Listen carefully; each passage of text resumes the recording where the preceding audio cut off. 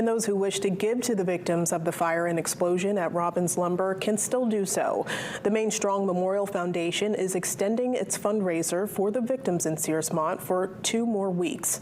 So far, the fundraiser has raised more than $430,000. The Maine Strong Memorial Foundation is matching $13,000 or $1,000 per beneficiary. The funds will ultimately be divided evenly among the 12 injured plus the family of Andrew Cross, the Morrill firefighter killed in the incident.